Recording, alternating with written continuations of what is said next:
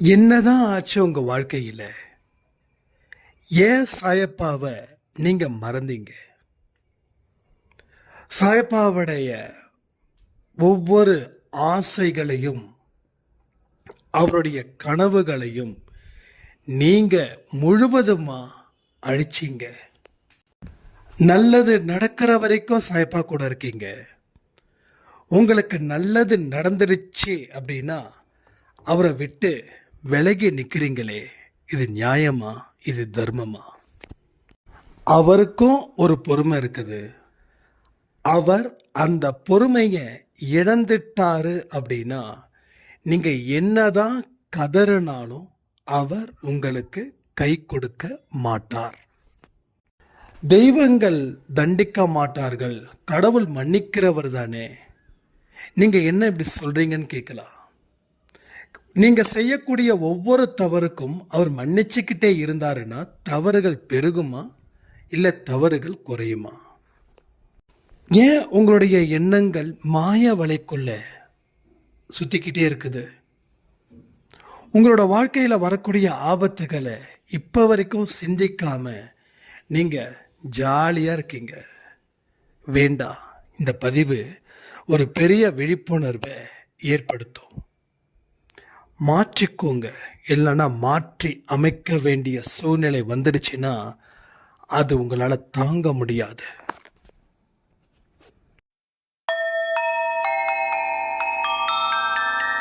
ஓம் சாயிரா சாயிரா, ஓம் சாயிரா சாயிரா, ஓம் சாயிரா சாயிரா, அன்பே சாயிரா, பேரன்பே சாயிரா, அகிலம் தளிக்க ஆத்மா விழிக்க அனுதினம் சாயிரா, எங்கள் அன்பே சாயிரா.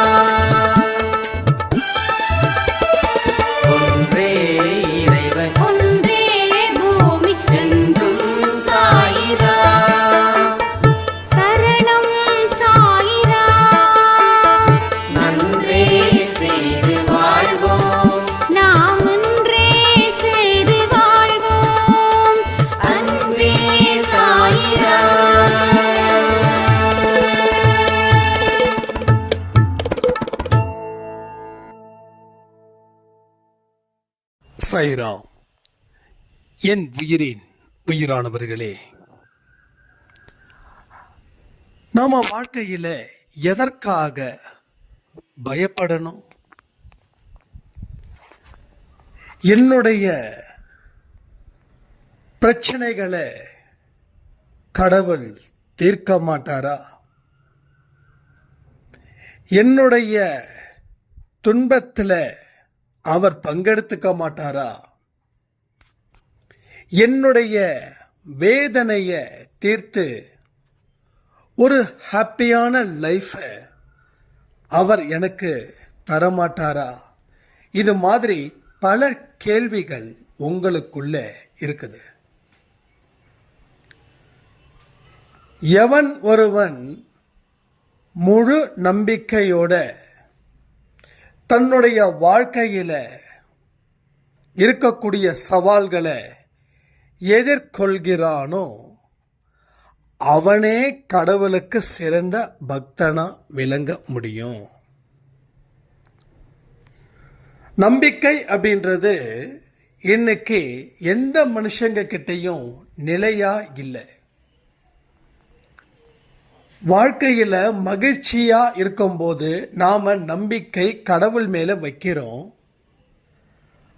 அந்த மகிழ்ச்சி கொஞ்சம் தலைகீழா மாறிடுச்சு அப்படின்னா அங்க நம்பிக்கைய நாம வைக்காம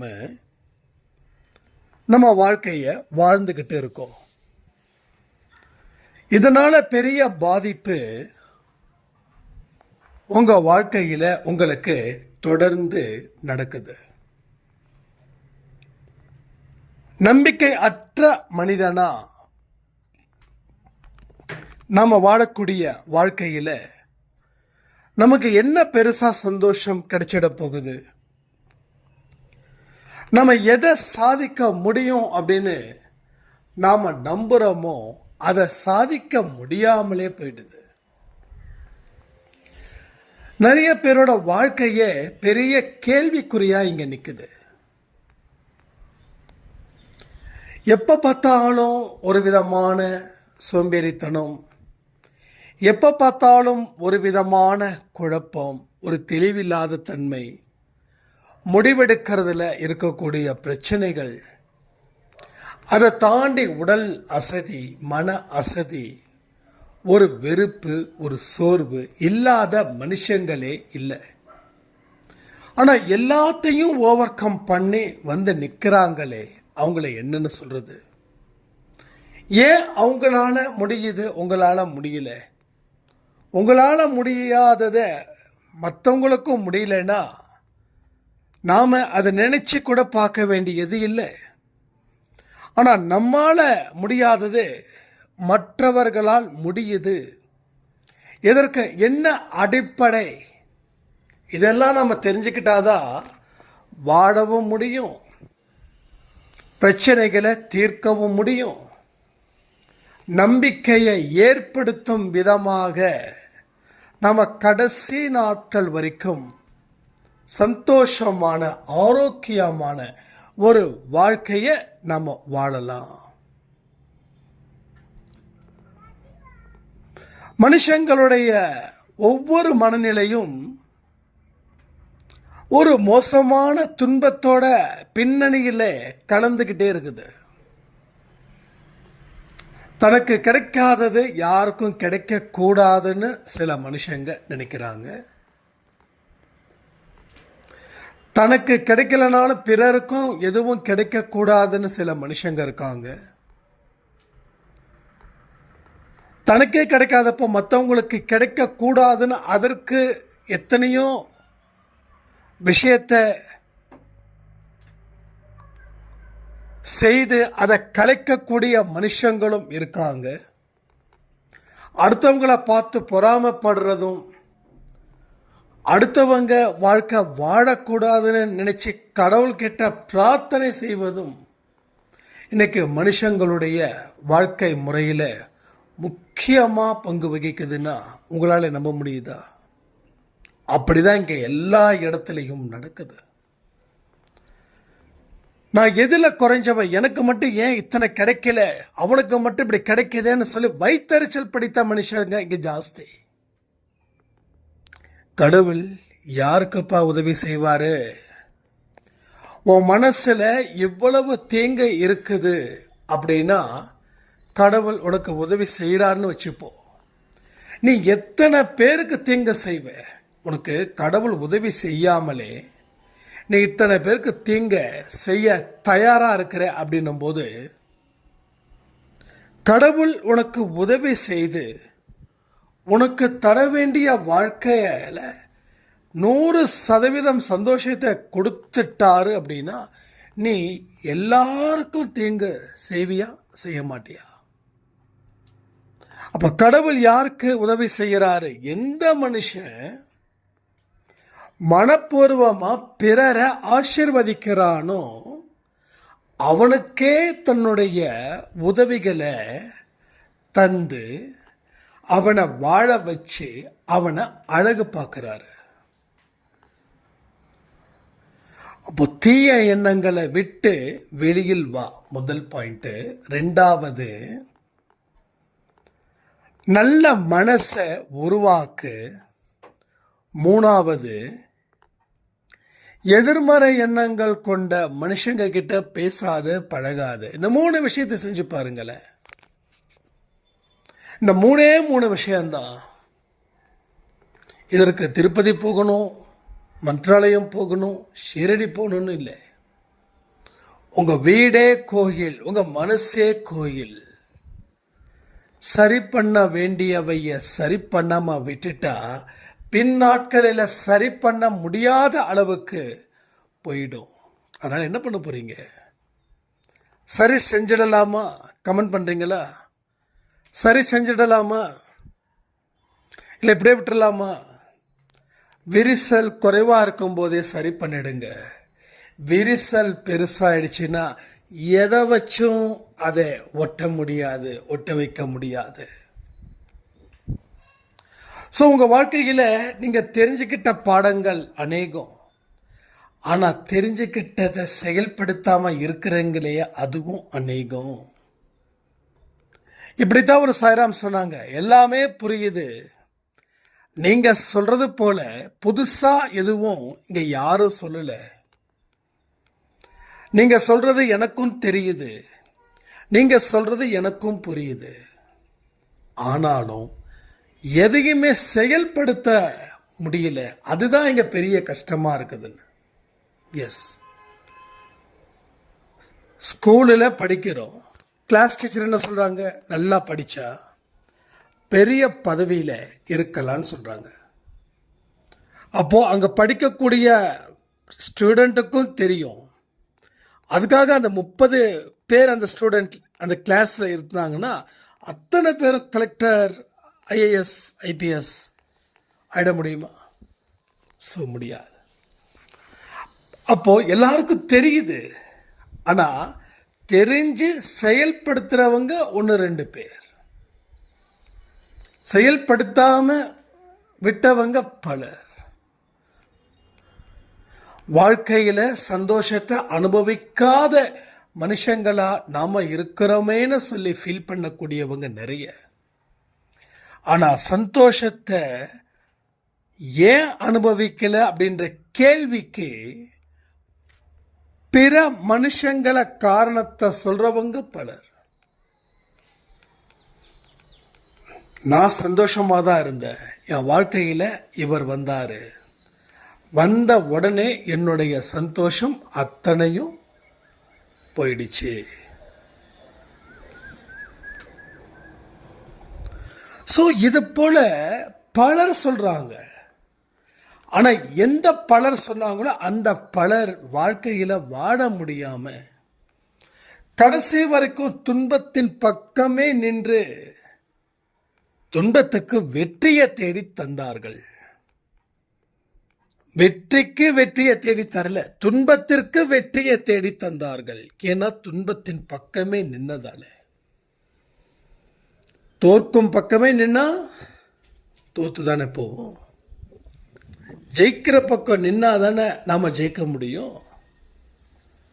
தோக்குற பக்கம் நின்று ஜெயிக்கணும் ஜெயிக்கணும் ஜெயிக்கணும்னா எப்படி ஜெயிக்க முடியும்?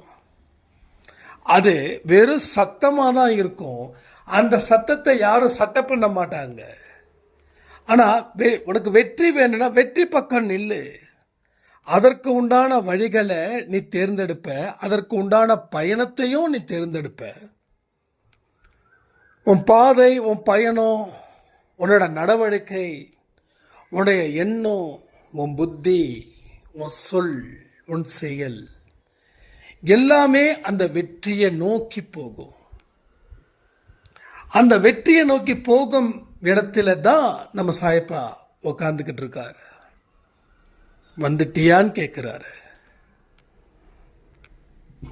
நாம் வந்துட்டேன்னு பதில் சொல்கிறோம்.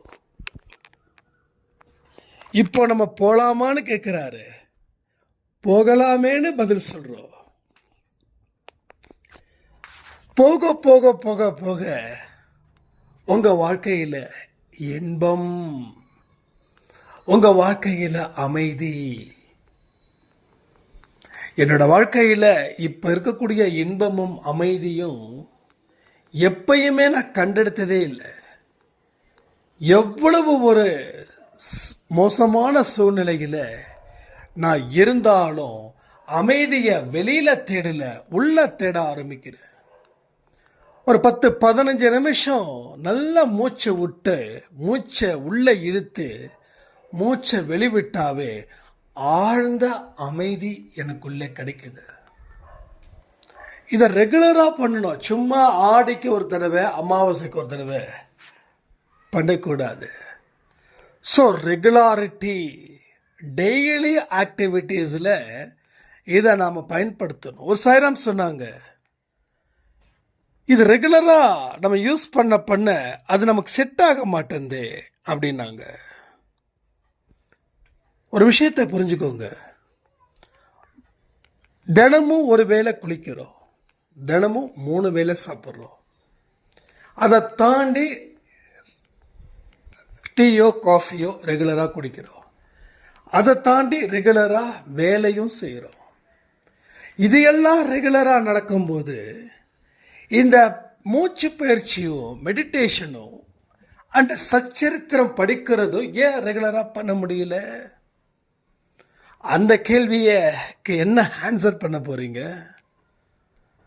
அப்போ எது தேவையோ, எது முக்கியமோ, எது ரெகுலர் ஆக்டிவிட்டீஸோ அதை நீங்க செய்றீங்க, இதை ஓரம் தள்ளுறீங்க. ஒன்று புரிஞ்சுக்கணும், ஆழ்ந்த அமைதி இருந்தாதான் நீங்க அடுத்த அடி தெளிவா எடுத்து வைக்க முடியும். மனசுல அமைதி இல்லை, டிங் டாங்னு ஓடிக்கிட்டே இருந்தா எத்தனை அடி எடுத்து வச்சாலும் அந்த வெற்றி நமக்கு கிடைக்காம போயிடும். வெற்றியின் பக்கம் நாம நிக்காம போயிடுவோம். அப்போ ஆழ்ந்த அமைதி தேடணுமா? தேடணும். எங்கப்பா தேடணும்? எந்த கடையில் இருக்கு? எந்த கோயிலில் இருக்கு? இல்லை எந்த பூஜையை செஞ்சா வீட்டுக்கு அமைதி கிடைக்கும் அப்படின்னு எந்த மாதிரியான பூஜைகள் செய்ய முடியும்? இதெல்லாம் கேள்வியா? இது கேள்வியே இல்லை. ஏன்னா பதில் சரியா இருந்தாதான் கேள்வி ஸ்ட்ராங்கா இருக்கும். ஏதோ ஒரு பதில் அடிச்சு விட்டா அதெல்லாம் பதிலாயிடாது. அப்போ உனக்குள்ள நீ அந்த ஆழ்ந்த அமைதியை தேடணும். ஒரு 10 நிமிஷம் சும்மா உட்கார கூட முடியலையே, அப்புறம் எப்படி நம்ம வாழ்க்கையில் இருக்கக்கூடிய கட்டும் போராட்டத்தை போராடி வெற்றி பெற முடியும்? எல்லாருக்கும் ரொம்ப ஈஸியாக கிடைச்சிடணும்னு ஒரு நினைப்பு இருக்குதுங்க. சாய்பாட்டை வந்துட்டேன், ஆரத்தி எடுத்துட்டேன், தினமும் இருக்கிறேன், but there is no result. Meditation தொடர்ந்து பண்ணுறேன், there is no result. அப்போ டேட்டா ஃபிக்ஸ் பண்ணியாச்சு, இத்தனை நாளுக்குள்ளே என் பிரச்சனை தீரணும். பிரச்சனை தீர்ந்ததுக்கப்புறம் சாய் யாரோ நான் யாரோ, சாய் யாரோ நான் யாரோ. இந்த விஷயத்த சொல்லும்போது உங்களுக்குள்ள நீங்கள் சொல்லலாம், தம்பி அப்படி சொல்லாதீங்கப்பா, நாங்கள் அப்படிலாம் இல்லை, சாய்ப்பாவும் நாங்களும் ஒன்று தான், எவ்வளவு பெரிய வெற்றி வந்தாலும் நான் சாய் பக்கம் தப்பா நிற்பேன் அப்படின்னு டெஃபினட்டாக நீங்கள் சொல்லலாம். ஏன்னா இன்னைக்கு துன்பத்தின் பக்கம் நிற்கிறதால ஒரு பயத்தின் அடிப்படையில் உங்களால் சொல்ல முடியுது. இது உண்மை, ரைட்? This is fact. ஆனால் நிறைய பேர் அப்படிதான் சொன்னாங்க. பட் சொன்னவங்கெல்லாம் என்ன பண்ணாங்க அப்படின்னா, அவங்களோட பிரச்சனைகள் தீர்ந்ததுக்கு அப்புறம் சாய்பா பக்கம் நிற்கல. பலர் அப்படிதான் சொல்றாங்க. ஆரம்பத்தில் சாய்ப்பா சாய்ப்பான்னு எத்தனையோ பேரை என்னால் உறுதியாக சொல்ல முடியும். நான் சொல்கிறது எல்லாம் உண்மை, சத்தியமாக சொல்கிறேன், உண்மை. எதுக்கு சொல்கிறேன் அப்படின்னா, ஒரு ப்ராப்ளத்துக்காக வராங்க, கடவுளை வணங்குறாங்க, அந்த ப்ராப்ளம் முடிஞ்சதுக்கப்புறம் தன்னை கடவுளுடைய தொடர்பில் இருந்து விடுவித்து கொள்கிறார்கள்.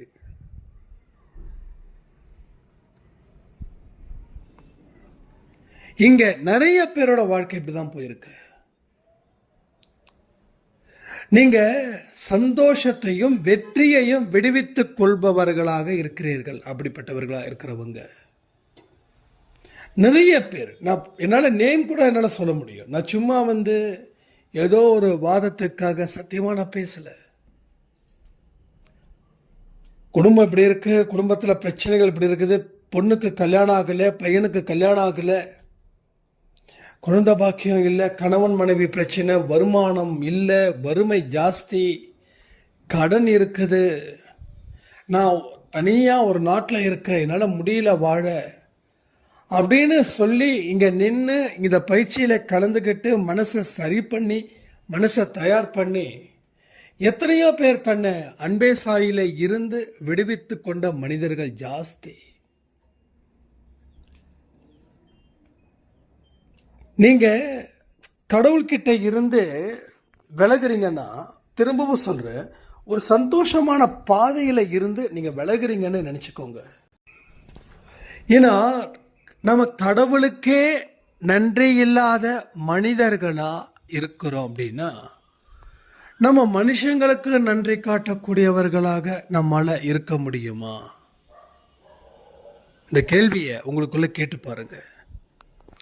ஏன்னா உங்களை நீங்கள் எல்லா இடத்துலையும் தயார் செய்து கொள்ளணும்.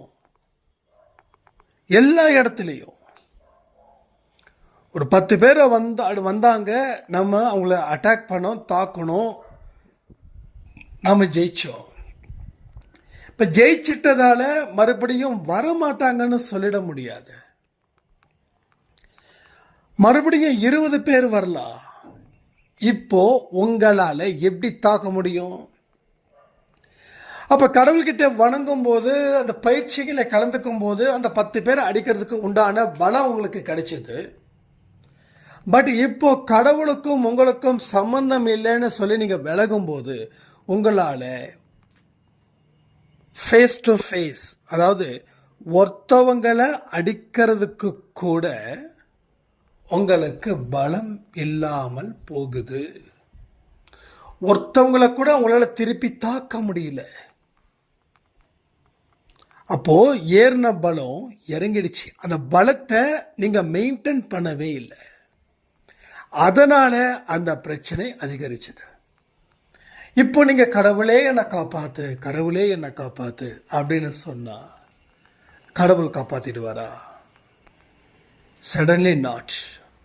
சான்ஸே இல்லை, சான்ஸே இல்லை. ஏன்னா கடவுள் சொல்றாரு, நன்றி விசுவாசத்துடன் இரு.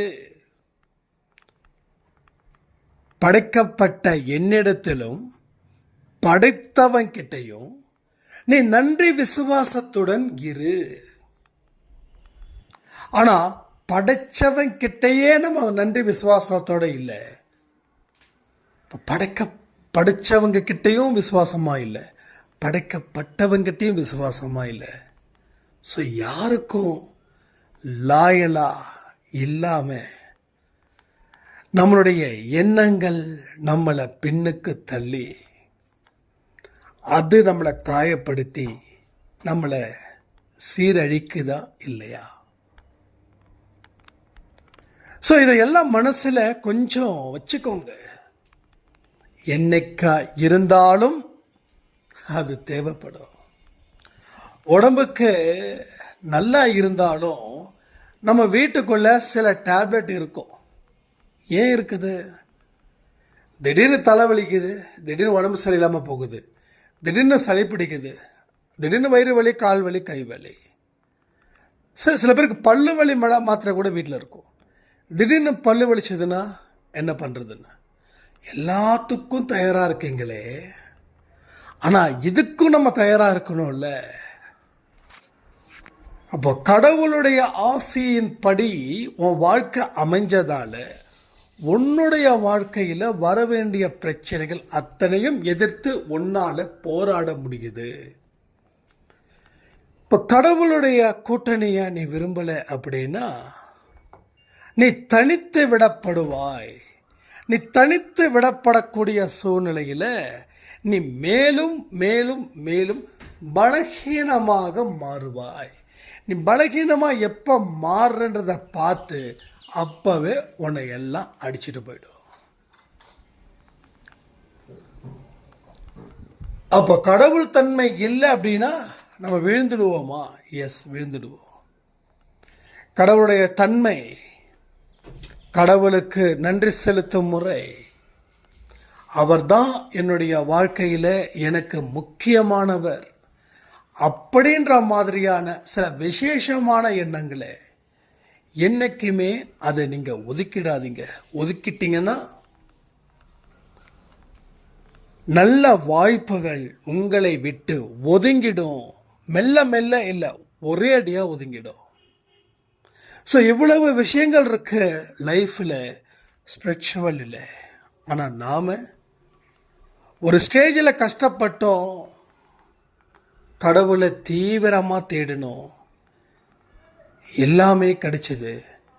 கிடைச்சதுக்கப்புறம் கடவுள் எதுக்குன்னு சொல்லி கடவுளை ஒதுக்கணும். கடவுளும் என்ன நினச்சிட்டாரு, நீ என்ன ஒதுக்கிட்ட, நான் ஏன் ஒன்று ஒதுக்கக்கூடாதுன்னு ஒதுக்கிட்டார். அப்போது 2 வருஷம் நீங்கள் கஷ்டப்பட்டீங்க, கடவுளோட அன்பு கடவுளோட ஆசீர்வாதம் கிடைச்சிது, வாழ்க்கையில் வாழ்ந்தீங்க. இப்போது கிட்டத்தட்ட மறுபடியும் ரீபில்ட் ஆகிறதுக்கு 5 வருஷம் ஆகும், டபுளுக்கு டபுளாக ஆகும். அதான் ஒரு சாய்ராம் சொன்னாங்க, எல்லாமே கிடைச்சது, நான் சந்தோஷமாக இருந்தது, சரி ஓகே. கிடைக்கிறதுக்கு முன்னாடி என்ன பண்ணீங்கன்னா இதை பண்ண அதை பண்ண, கிடைச்சதுக்கு அப்புறம் எதை பண்ணீங்கன்னா எதையுமே பண்ணலை. இதெல்லாம் உண்மை. ஒரு சாய்ராம் சொன்னது, ரீசெண்டான டேஸில் சொன்னது. எதுவுமே பண்ணலை. ஏன் பண்ணலை? பதிலே இல்லை. அப்போது வந்தாங்க, வெறும் கையில் வந்தாங்க, கடவுள் கொடுத்துட்டாரு அப்படின்னு சொன்ன உடனே கிளம்பிட்டாங்க, இடத்த காலி பண்ணிட்டாங்க. இப்போ மறுபடியும் தீர்ந்துடுச்சு, மறுபடியும் வராங்க, கடவுள் மறுபடியும் அவர்களுடைய கையை நிரப்ப வேண்டும் என்று. இப்போ கடவுள் நிரப்புவாரா? நீங்களே சொல்லுங்களேன். நீங்கள் கடவுளாக இருந்து உங்கள் பக்தர்கள் இப்படி செஞ்சாங்க அப்படின்னா என்ன பண்ணுவீங்க? அப்போ கடவுள்கிட்ட நீங்கள் வருவீங்க, கடவுள் உங்களுக்கு கேட்குறத கொடுக்கணும், வெளியில் போகணும், கடவுளை மறந்துடுவீங்க, தீர்ந்ததுக்கப்புறம் மறுபடியும் வருவீங்க, மறுபடியும் கடவுள் கொடுக்கணும், மறுபடியும் வெளியில் போவீங்க, மறுபடியும் தீர்ந்துட்டுவீங்க, மறுபடியும் கடவுள்கிட்ட வருவீங்க, மறுபடியும் கேட்பீங்க, மறுபடியும் கொடுப்பீங்க. என்னங்க விளையாட்டு அது? என்ன விளையாட்டு? கடவுள் ஒன்று சொல்லிட்டாரு, என் பக்கம் வந்துடாத, என் பக்கம் நின்றுடாத, இதோட முடிச்சுக்கோ. இனி அடுத்த ஜென்மத்தில் உனக்கு வாய்ப்பு இருந்துச்சுன்னா நீ என்கிட்ட வரலாம். அவருடைய அக்னி பார்வை, கோப பார்வை. இங்கே ஒரு சாய்ராம் சொன்னாங்க ரீசெண்டாக, கடவுள் மன்னிக்கிறவர், நீங்கள் தண்டிக்கிறவர்னு பேசுகிறீங்க, ஏன் இப்படி பேசுகிறீங்க? அவங்களுக்கு நான் ஆன்சர் பண்ணனா இல்லையான்னு தெரியல, இப்போ ஆன்சர் பண்ணிடுறேன். என்ன நினச்சிட்டு கேட்குறாங்கன்னு தெரியல. கடவுள் மன்னிக்கிறவர்னா இங்கே தண்டனை பெருகிக்கிட்டே, தண்டனையே கொடுக்கக்கூடாதா? தண்டனை கொடுக்கல அப்படின்னா பாவம் பெருசாகும். ஒரு மனுஷனுக்கு கஷ்டம் கொடுத்தாதான் அவன் தன்னை உணருவான். நம்ம பல பேருக்கு கஷ்டத்தை கொடுத்துருக்கோமேன்னு. ஆனால் கஷ்டத்தை கடவுள் கொடுக்கக்கூடாதா? அப்படி கடவுள் கொடுப்பாருன்னு சொன்னால் அது எப்படி? கடவுள் மன்னிக்கிறவர் தானே, அது எப்படி தண்டிப்பார்? அப்போ நான் திருப்பி ஒரு கேள்வி கேட்குறேன். இப்போ நீங்கள் கஷ்டப்படுறதுக்கு காரணம் யார்? உங்கள் செயல். உங்கள் செயல் மூலமாக விதித்த வினை, விதைச்ச வினை. கடவுள் ஜட்ஜு நல்லவர் தான், அதுக்காக குற்றவாளிக்கு தீர்ப்பு கொடுத்துட்டா ஜட்ஜு என்ன மோசமானவரா? சொல்லுங்க. அந்த குற்றவாளி ஏன் அந்த தீர்ப்பு கொடுக்குறாங்க அந்த குற்றவாளிக்குன்னா, அவனால் பாதிக்கப்பட்ட குடும்பங்கள் இருக்கு, அதற்கு தான் அந்த தண்டனை. அதை பார்த்து மற்றவன் அந்த தவறை செய்யக்கூடாது, அதற்காக தான் அந்த தண்டனை, வேற எதற்காகவும் இல்லை. இப்போ கடவுள் நீங்கள் செய்கிற தப்புக்கு அவர் மன்னிச்சுக்கிட்டே இருக்கணும். இந்தம்மா நான் மன்னிச்சிட்டேன், இந்தப்பா நான் மன்னிச்சிட்டேன் அப்படி சொன்னவனே நாடு அப்படியே சொர்க்கத்தில் போயிடுமா? நாடு மேலும் மேலும் நரகத்துக்கு கொண்டு போகும். இவ்வளவு தண்டனை இருந்தும் மனுஷன் தண்டனை தானே பார்த்துக்கலான்னு சொல்லி துணிஞ்சு தப்பு பண்ணுறான்னா ஒன்றும் இல்லை. குழந்தைய சில மனித மிருகங்கள் சிதைக்குது. அப்போ அந்த மனுஷ மிருகங்களுக்கு தெரியாதா இதை பண்ணால் தண்டனை கிடைக்கும், இப்படி பண்ணால் நம்ம குடும்பத்தில் இருக்கிறவங்க ஒவ்வொருத்தவங்களுக்கும் தலை குனிவுன்னு ஏன் துணிஞ்சு செய்கிறான்? என்ன தண்டனை தானே, பார்த்துக்கலாம். அப்போது தண்டனையை இவ்வளோ கடுமையாக இருக்கும்போது இவனுங்க இந்த ஆட்டம் ஆடுறானுங்கன்னா, தண்டனையே இல்லைன்னா இவனுங்க எவ்வளோ ஆட்டம் ஆடுவானுங்க.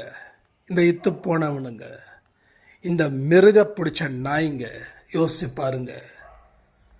அதுக்கு தான் நான் தண்டனை கண்டிப்பாக நான் செய்தாலும் சரி, நீங்கள் தப்பு செஞ்சாலும் சரி, தண்டனை மட்டும்தான் அதுக்கு தீர்வு. நான் இன்னைக்கு இவ்வளோ தூரம் அடக்க ஒடுக்கமாக இருக்கேன்னா எனக்கு கடவுள் கொடுத்த தண்டனை, அந்த தண்டனையை என்னால் தாங்கிக்க முடியல. பாவத்தால் வரக்கூடிய சந்தோஷம் முக்கியமா, இல்லை இந்த பாவத்தால் செய்யக்கூடிய தண்டனை முக்கியமான்னு பார்த்தா அந்த சந்தோஷம் அதிகபட்சம் 1 மணி நேரம், ஆனால் தண்டனை 1 வருஷம். எந்த முட்டாளாவது இந்த தண்டனை அனுபவிப்பானா? சாப்பிட்னா எதுக்காக நம்ம அந்த பாவத்தை செய்யணும் அப்படின்ற தாட்டு வருதா இல்லையா? அதுதான். ஸோ நல்லா புரிஞ்சிக்க முயற்சி செய்யுங்க. நீங்கள் புரிஞ்சுக்கிட்டாதான் வாழவே முடியும். புரிஞ்சிக்கல அப்படின்னா வாழ்கிறது ரொம்ப கஷ்டம்னு சொல்லி இந்த பதிவை நான் முடிக்கிறேன். ஜெய் சாய்ராம்.